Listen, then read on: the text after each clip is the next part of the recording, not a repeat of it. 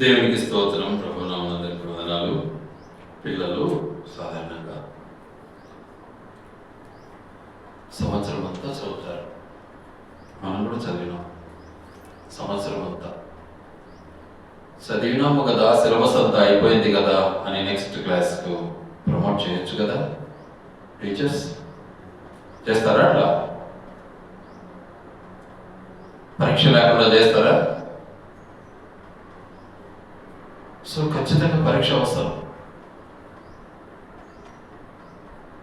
కాబట్టి దేవుడు ఈ లోకానికి మనల్ని పంపాడు అని, పంపిన తన ఉద్దేశాన్ని మనము నెరవేర్చామా లేదా అని మనల్ని పరీక్ష పెట్టడా? ఖచ్చితంగా పెడతాడు. ఆఫ్టర్ ఆల్ 4 రోజుల ముచ్చట కోసమే మనం పరీక్షలు కలిగి ఉన్నాం ఈ లోకంలో. అంటే ఒక వ్యక్తిని, ఒక అధికారిని తన ఇంట్లో పని మనిషిగా పెట్టుకుంటే పని మనిషిని అబ్జర్వ్ చేయకుండా ఉంటారా? వదిలేస్తారా? ఖచ్చితంగా అబ్జర్వ్ చేస్తారు. వాడు నీతిగా, న్యాయంగా, యథార్థంగా చేస్తున్నాడా లేదా అని చూస్తారు. మిమ్మల్ని ఎవరు చూశారు లేదో, కానీ నన్ను మాత్రం చాలా మంది చూశారు. చాలా చోట్ల దేవుడు నన్ను కాపాడుతూ వచ్చాడు. చాలా చోట్ల దేవుడు నన్ను ఉన్నత స్థాయిలో పెట్టాడు. ఎన్నో పరీక్షలు ఎదుర్కొన్నాను. దేవుడు నన్ను కాపాడుతూ వచ్చాడు, పాస్ చేస్తూ వచ్చాడు. అదేవిధంగా దేవుడు మనల్ని ఈ లోకంలో పుట్టించిన తర్వాత మరి మొట్టమొదటి కుటుంబంనే ఒకసారి పరిశీలించాడు, పరీక్షించాడు దేవుడు. అయ్యా, చెప్పిన మాట విను అన్నాడు. ఆదాం, నేను చెప్పిన మాట విను అన్నాడు. చెప్పు ప్రభువా. ఏంలే, నువ్వేమి పొయ్యి పెట్టి అన్నం చేసుకోవాల్సిన పనిలే. ఈ అడవిలో, ఈ తోటలో ఉన్నటువంటి పండ్లన్నీ నీకే. అయితే ఒక్క చెట్టు, ఆ చెట్టు పండు మాత్రం తినాకు అన్నాడు. ఎందుకన్నాడు ఆ మాట?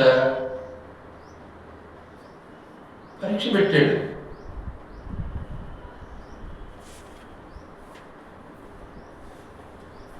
దేవుడు మనకు కూడా అదే పరీక్ష. లోకాన్ని ఇచ్చాడు, అన్నదమ్ములను ఇచ్చాడు, పక్కజనులను ఇచ్చాడు, బంధువులను ఇచ్చాడు, భార్య భర్తలను ఇచ్చాడు, పిల్లల్ని ఇచ్చాడు. నడుచుకోమన్నాడు. లోకానుసారంగా నడవమని అర్థం, యథార్థంగా నడవమని. యేసు ప్రభువు ఈ లోకానికి వచ్చాడు, లోకానుసారంగా నడుచుకున్నాడా? మాదిరి చూపించాడు. తండ్రికి లోబడిన వాడుగా జీవించాడు. ఎన్ని విధాలుగా దేవుడు మనకు నేర్పాలని ఇష్టపడ్డాడు అంటే, తన శావశక్తులా పోరాడుతూ ఉన్నాడు. ఏమయ్యా కయ్యను, ఎంత పని చేశాను? నేనేం చేశాను? నాకేం సంబంధం? ఈరోజు కూడా మనం అదే, మన హృదయ ఆలోచన అదే. ఇప్పుడు కూడా చాలా వరకు బైబిల్ చేతిలో ఉంటుంది, బైబిల్ మనం చదువుతాం, కానీ అదే ఆలోచనలో మనం నిమగ్నమై ఉంటూ ఉన్నాం. వదిలిపెడతాడా దేవుడు? వదిలిపెట్టాడా దేవుడు? ఇచ్చేసినాడు. తన కోపాన్ని చూపించేసాడు. దేశది మరివి అన్నాడు. అంతే, లోకమే తిరుగుబో, లోకాన్ని అనుసరించు అన్నాడు. లోకమే నీ జీవితం.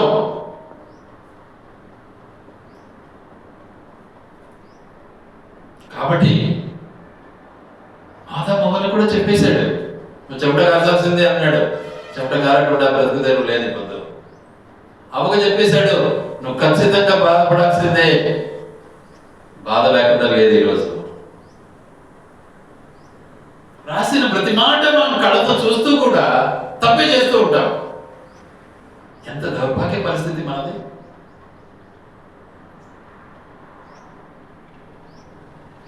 అందుకే చదివాము ఇప్పుడే మనం రోమా పత్రికలో 5వ అధ్యాయంలో. ఆ మహాతల్లి ఎవరామె? అసలు అబ్రహాం సంతానమే. ఆమె ఎవరో కాదు, ఆమె అబ్రహాం సంతానమే. కారణం ఏంటి? పొంగిపోయింది, కింది చూపు వచ్చేసింది. ఎందుకు? కింద ఏముంటది? దొంగ చూపు వచ్చింది. దొంగ చూపు. కింది చూపు అంటే అర్థం ఏంటి? దొంగ చూపు. అంటే దొంగ అయిపోయింది. దయ్యం, లోకం, చీకటి, లోకాశ భ్రమసిపోయేది అని దేవుడు వదిలిపెట్టాడా? వదిలిపెట్టలే. కయనకు అది ఇచ్చాడు. కయను వదిలిపెట్టాడు దేవుడు. కుటుంబాన్ని ఇచ్చాడు, కొడుకును ఇచ్చాడు. ఏ కొడుకు అయినా ఏం పేరు? హనోకు. హనోకు కుమారుని ఇచ్చాడు దేవుడు. హనోకు జీవితం, హనోకు నిజంగా దేవునికి ఎలా జీవించాడు? ఇష్టడుగా జీవించాడు. ఇష్టడుగా జీవించాడు. హనోకు దేవునితో నడిచాడు. హనోకు దేవునితో నడిచాడు. హనోకు జీవితము అద్భుతం. పుట్టింది ఎవరికి మరి? దేశది మరి. చాలా మంది పరిస్థితులు చూశారో లేదు, నేను చూశాను. భయంకరమైనటువంటి కుటుంబంలో పుడతారు ఒక్కొక్కరు. ఎంత సజ్జనులుగా మార్చబడతారు. అద్భుతం.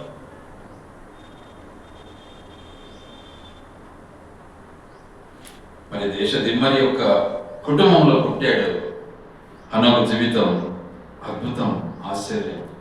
హనోకు జీవితంలో నిజంగా చూడు, 5వ అధ్యాయంలో, ఆది కాండము 5వ అధ్యాయంలో 24వ వచనం, హనోకు దేవునితో నడిచిన తర్వాత, హనోకు ఎవరితో నడిచాడు? దేవునితో నడిచాడు. చూడు ఇక్కడ ఉంది 22వ వచనంలో, హనోకు మెతుసెలాను కనెను, తరువాత 300 ఏళ్ళు దేవునితో నడుచుచు కుమారులను కుమార్తెలను కనెను. హనోకు దినములన్నీ 360 ఏళ్ళు హనోకు దేవునితో నడిచిన తర్వాత దేవుడు అతన్ని తీసుకొని పోయిన కనుక అతడు లేకపోయాను. మరణం లేదు, ఆయనకు ఎత్తబడ్డాడు. హనోకు పుట్టిన మరి కయనుకు పుట్టామని మనము కయనులాగానే ఉందామా? ఎందుకు ఆలోచన మనకు? ఎందుకు పాత ఆలోచనలు మనకు? హనోకులా మారుదాం, హనోకులా జీవిస్తాం, హనోకులా ఎత్తబడదాం, హనోకుల జీవితాన్ని ప్రభువుకు అప్పగించుకుందాం. ఆయనతో కూడా నిత్యత్వాన్ని అనుభవిస్తాం. హనోకు లాంటి జీవితం మనకు అవసరం. అందుకని చాలా స్పష్టంగా మనకు బయలుపరచబడతా ఉంది వాక్యము. ఏమంటున్నాడు? రోమా పత్రికలో మరి 5వ అధ్యాయంలో ఏమన్నాడు చూద్దాం ఒకసారి. రోమా పత్రిక 5వ అధ్యాయం 5వ అధ్యాయంలో చాలా స్పష్టంగా ఉంది. చూడండి ఏమంటున్నాడు ఇక్కడ.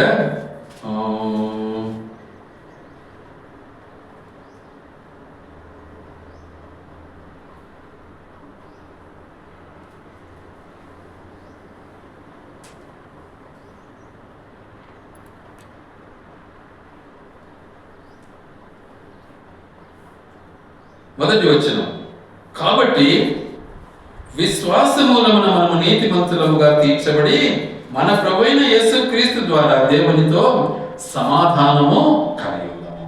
విశ్వాసం కావాలి, విశ్వాసం కోల్పోకూడదు. ఎప్పుడైతే విశ్వాసాన్ని మనం కాపాడుకుంటామో ఆ విశ్వాసము ఏం చేస్తుంది? దేవునితో నడిపించడానికి ఇష్టపడుతుంది.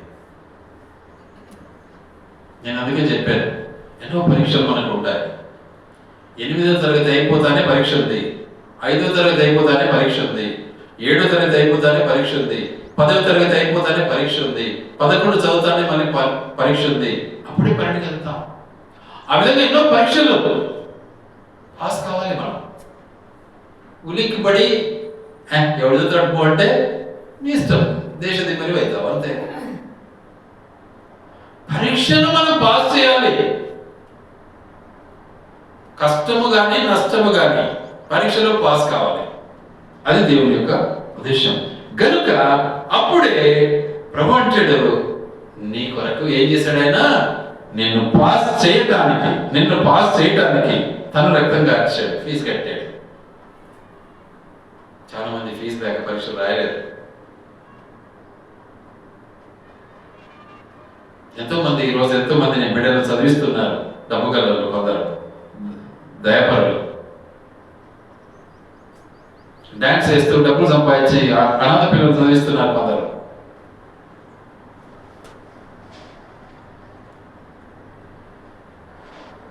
పరీక్షలకు ఫీజు కట్టకపోతే పరీక్ష రాయనివ్వరు. కానీ మన ప్రభు మన కొరకు ఫీజు కట్టాడు. కానీ పరీక్ష రాయాలా వద్దా మనం? నాకు తెలుసులే ఫీజు కట్టినాడు, ఏంలే గవర్నమెంట్ పాస్ చేస్తుందా? నువ్వు బాగా చదవాలి, నువ్వు బాగా రాయాలి, అప్పుడు పాస్ అవుతావు. ఫీజు ఆయన కట్టాడు.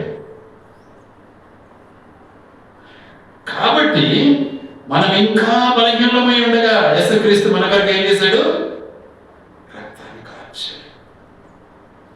రక్తాన్ని కార్చాడు. కార్చి పరిస్థితిని బట్టి ఏం చేశాడు ఆయన? అద్భుత రీతిగా మనకు ఒక ఉదాహరణ చెప్పాడు. ఏమని చెప్పాడు చూడండి, దయచేసి లూకాసు వార్త 13:11. లూకాసు వార్త 13:11.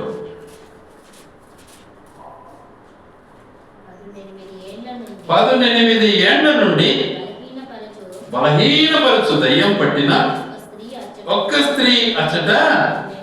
చూసారా ఎన్నేళ్ళు? 18 సంవత్సరాలు. అంటే పుట్టుకతో 18 అని కాదు అక్కడ అర్థము. మార్గమధ్యంలో నడి వయస్సులో 18 సంవత్సరాల నుంచి కష్టపడుతూ ఉంది. అంటే వాళ్ళ అమ్మని చెప్పిన మాట వినలే, అంటే తల్లిదండ్రులు చెప్పిన మాట వినలే, అంటే దేవుడు చెప్పిన మాట వినలే. ఏమైంది? వెచ్చల విడిగా ఉండడం ఇష్టపడింది, లోకాన్ని అనుభవించడానికి ఇష్టపడింది. వంగిపోయిన జీవితం. ఎవరు మహాతల్లి? ఆ మహాతల్లి ఎవరు అసలు? చాలా అక్కడే ఉంటుంది ఆ మాట కూడా. ఆ మహాతల్లి ఎవరు చూద్దాం. ఆ మాట కూడా ఉంది.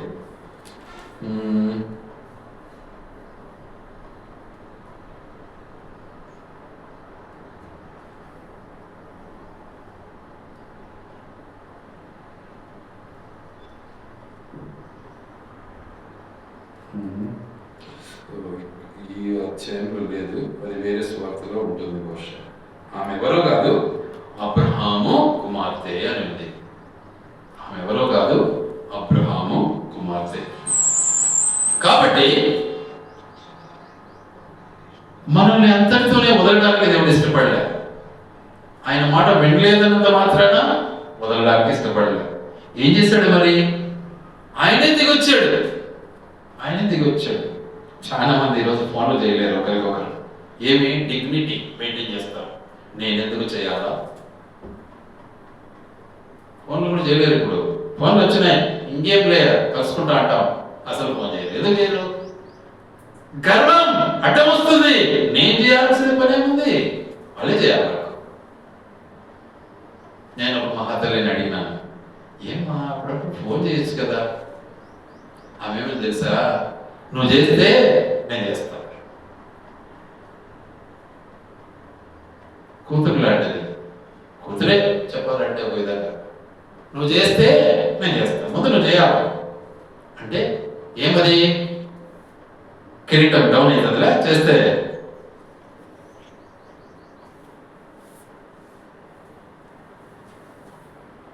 యేసు ప్రభు తండ్రిని వేడుకుంటూ ఉన్నాడా, లేకపోతే తండ్రి యేసు ప్రభుని వేడుకుంటూ ఉన్నాడా?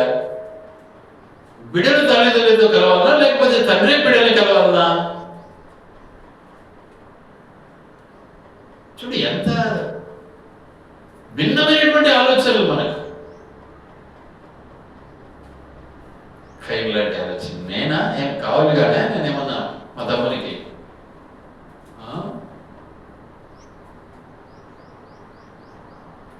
18 ఏళ్ళు అయింది, పరిస్థితి 70 ఏళ్ళు అయిపోయింది. ఆయన తెలుసుకోకుంటే ఏం ప్రయోజనం? ఏమయ్యా నికోదేమో పరిస్థితి ఏంటిది మరి? అందుకే ఆయన అంటాడు ఒక మాట చాలా స్పష్టంగా. 3వ అధ్యాయం యోహాను సువార్త 3వ వచనం.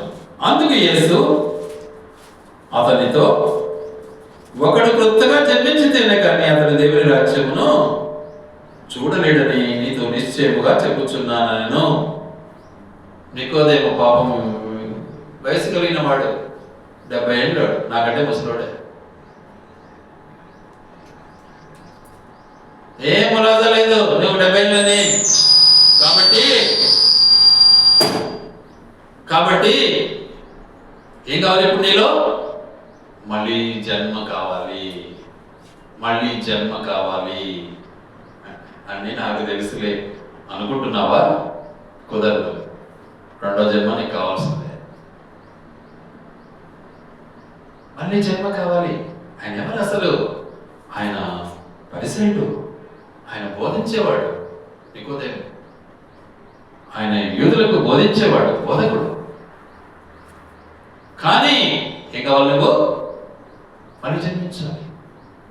కాబట్టి అబ్రహాము సంతానంలో పుట్టినంత మాత్రాన నువ్వు పవిత్రుడు కావు. మీ అమ్మ మీ నాయన పాస్టర్లు కావచ్చు, నువ్వు మాత్రం మనసు పొందాల్సిందే. అది దేవుని యొక్క ఉద్దేశం. గనుక మన జీవితంలో కూడా మనము నేర్చుకోవాల్సినటువంటి ఒక పాఠం ఏమంటాడంటే, చాలా స్పష్టంగా మనతో మాట్లాడుతున్నటువంటి తన మాట ఏంటంటే, అంచడు ఈ లోకంలో ఎక్కువ దేన్ని ప్రేమిస్తారు? డబ్బులు ప్రేమిస్తారు. డబ్బు ఉంటే అందరూ బంధువులు అవుతారు, స్నేహితులు అవుతారు. డబ్బు లేకుంటే ఎవడు బంధువు గాడు, స్నేహితుడు గాడు. డబ్బు నుండి బాగుంటే వాడు మా బంధువే అంటాడు.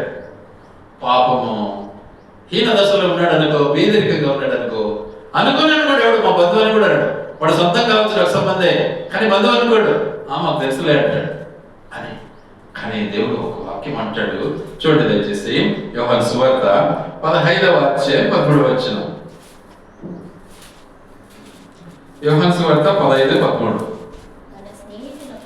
తన స్నేహితుల కొరకు తన ప్రాణము పెట్టువాడు వానికంటే ఎక్కువైన ప్రేమ గలవాడివాడు లేడు. చూసారా? ఎదురు ప్రశ్నలు నాకు కూడా తగులుతుంటాయి. ఏం వాళ్ళు వచ్చి చూసినారా? వాళ్ళు ఏమైనా పెట్టినారా? వాళ్ళదేంది, నువ్వెందుకంతా అన్నట్లు నాకు ప్రశ్నలు ఉంటాయి. అయినా వాటిని నేను లెక్క చేయను. ఎందుకో బదులుకు బదులు కాదు మనం చేయాల్సింది. దేవుడు బదులుకు బదులు చేయలే. ఆయనకు మనం ఏమీ లే, కానీ ఆయన ప్రాణం ఇచ్చాడు నీకోసం, నా కోసం. ఇచ్చావా? ఆయనకి ఏమన్నా అయిపోతున్న కానుక ఏమన్నా ఇచ్చినావా? యేసు ప్రభువా నాకు నువ్వు బోధ చేసినావని కానుక ఇచ్చినావా? ఇవ్వలే. కానీ మన కొరకు ప్రాణం ఇచ్చాడు, మనల్ని ఆదరించాడు. చెడిపోతా ఉంటే కాపాడాడు, పడిపోతా ఉంటే పట్టుకున్నాడు, పడకుండా పడిపోయినను లేవనెత్తాడు. ఆకలికి అలమటిస్తా ఉంటే మనకు ఆహారం పెట్టాడు. అందుకే అంటాడు, ఆయనను బట్టి మనం ఇతరులకు పెట్టడంలో ఆయన పెట్టిన వాళ్ళమవుతాం. బీదలను కనికరించేవాడు దేవునికి అప్పించేవాడు.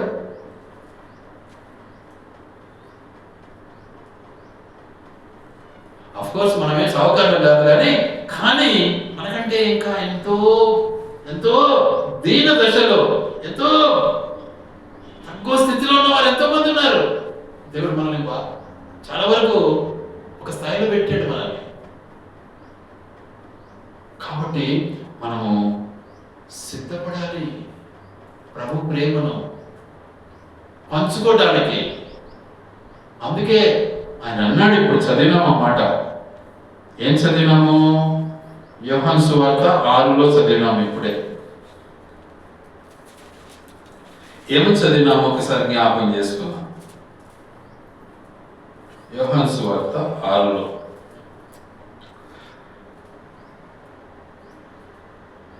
నా శరీరము, ఎక్కడ ఉందన్నమాట, నా శరీరమును తిని 54, నా శరీరమును తిని నా రక్తమును త్రాగువాడే నిత్య జీవము కలవాడు. ఆయన శరీరం తినడం అంటే పీక్కొని తినడమా, చంపుకొని తినడమా?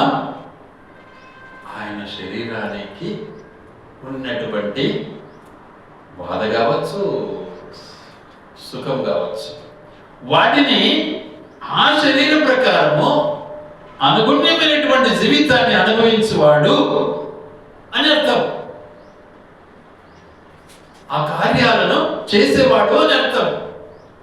ఆయన ఈ శరీరం ఇచ్చింది ఆయన, ఈ శరీరం కొరకు ప్రాణం పెట్టింది ఆయన. ఇది మనది కాదు, ఇప్పుడు ఆయనది. మరి ఆయన శరీరంలో మనం లేకపోతే ఏం ప్రయోజనం? అందుకే ఇంకొక మాట అంటాడు అక్కడే, నా రక్తమును త్రాగువాడే నిత్య జీవం కలవాడు, అంత్య దినమున వారిని నేను లేపుతాడు. నిత్య రాజ్యానికి మనం వారసులం కావాలి. మెయిన్ ఉద్దేశం అదే. అస్సలది ఈ పరిశుద్ధ గ్రంథాన్ని మనకి ఇచ్చిన కారణం అదే, వేరేదేం లేదు. ఈలోక సుఖభోగాల కోసం కాదు. కాబట్టి దేవుని యొక్క ఉద్దేశాన్ని మనము అనుసరించడంలో ఆయన శరీరాన్ని తినేవారం అవుతాం, ఆయన రక్తాన్ని త్రాగేవారం అవుతాం. ఏదో ఆర్టిఫిషియల్ గా ఈ పాత్రలు పోసి తినడం త్రాగడం కాదు, ఇదే ప్రసాదం కాదు. It is called example. అది ఒక సూచన. యాజ్ అకార్డింగ్లీ, వాక్యానుసారంగా దీన్ని నేను అనుభవిస్తున్నాను. ఈ శరీరము నాది కాదు, నీది. ఈ రక్తము నాది కాదు, నీది. ఈ రక్తంలో అనగా ఈ ప్రాణంలో ఉన్నటువంటి ఆలోచనలు, తలపులు నీవై ఉండాలి, నాయిగా ఉండాల్సిందే. అలా మనం లేకపోతే ఆయన బిడ్డలం ఎలా అవుతాం మనం? అలా మనం లేకపోతే ఆ రాజ్యానికి ఎలా వెళ్తాం మనం? అలా లేకపోతే ఆయన రాజ్యంలో ఎలా ప్రవేశిస్తాము? కాబట్టి ఇక మీదను వంటి వంగిపోకూడదు, ఇక మీదను దేశ దిమ్మరిలా ఉండకూడదు. ఇదిగో నా రక్తం త్రాగు, నా శరీరం తిను, నన్ను పోలి జీవించు. అందుకే ఇక్కడ అన్నాడు, తన స్నేహితుల కొరకు తన ప్రాణము పెట్టాడు. అందుకే ఆయన ఏమన్నాడు, ఇక మీదట మీరు ఎవరు పిలుస్తారన్నాడు? నాకు స్నేహితులు అని నేను పిలుస్తాను అన్నాడు. ఎందుకు? స్నేహితునికి ఉన్నటువంటి మరి ఇంటిమేట్ ఏమంటారు, ఫ్రెండ్షిప్ ఇంకెవరికి ఉండదు. తల్లిదండ్రులు కూడదు, అన్నదమ్ములు కూడదు. ప్రాణాన్ని ప్రారంభిస్తారు స్నేహితులు. ఒకప్పుడు నాకు ఉండే అలాంటి స్నేహితులు ఆ చిన్నతనంలో. మొన్న ఒక దినమంతా నేను అదే ధోరణిలోనే పడిపోయినా. దినమంతా ఊహించకుండా ఆ పదం నాకు మధ్యకి వచ్చింది. ఇక దాన్ని నేను మర్చిపోలేకపోయినా. ఎందుకంటే దాన్ని మనం మర్చిపోకూడదు. అలాంటి స్నేహము యేసు ప్రభు మనకి ఇచ్చాడు.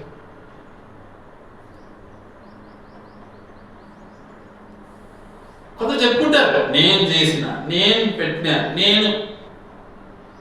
అట్లయితే అది యేసు ప్రభు పెట్టింది కాదు, అది శరీరం పెట్టింది, అది లోకం పెట్టింది. కానీ యేసు ప్రభు తన ప్రాణం ఇచ్చాడు మనకు.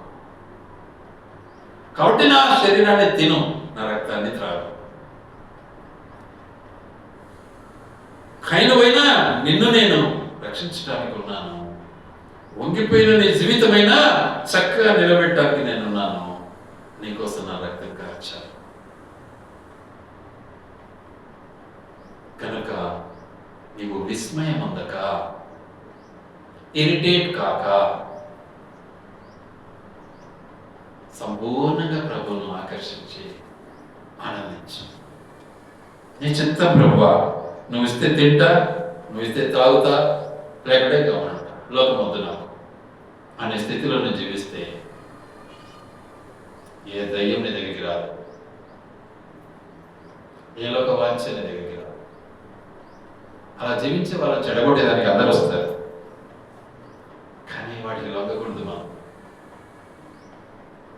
యేసు ప్రభువును లొంగడేయడానికి సైతాన్ ఎంతగానో ప్రయాసపడింది. లాస్ట్ అండ్ ఫైనల్ యేసు ప్రభు ఒకటే మాట అన్నాడు, నీ దేవునికి బ్రొక్కి వెళ్ళు సైతాన్ అన్నాడు. మనం కూడా అది నేర్చుకోవాలి. ప్రభు యొక్క హృదయాన్ని మనము, శరీరాన్ని, రక్తాన్ని సొంతం చేసుకోవాలి. ఏదో తిని తాగుతున్నాం, రెడీ చేసుకొని తింటున్నాం, ప్రసాదం కాదు. ఆయనకు కావాల్సింది క్రియ. అట్టి క్రియలో మనం సాగినట్లయితే దేవుని రాజ్యానికి మనము వారసులం. కాబట్టి నా శరీరమును తిని నా రక్తమును త్రాగువాడే ఏమంటాడు? అవతల ఏమనేది? నిత్య జీవం కలవాడు. నిత్య జీవం కలవాడు అంటే ఆయన ఎలా జీవిస్తాడో మనం అలా జీవిస్తాం. ఈ లోకం ఎన్ని పెట్టుకుంటే అలా ఎలా జీవిస్తాం మనం? ఆలోచించుకోండి ఒకసారి. ఈ లోకంలోనూ పని చేయొద్దనిలే దేవుడు, ఈ లోకంలోనూ డబ్బు సంపాదించుకోవద్దనిలే దేవుడు. పొరపాటు పడదు ఎవరు కూడా.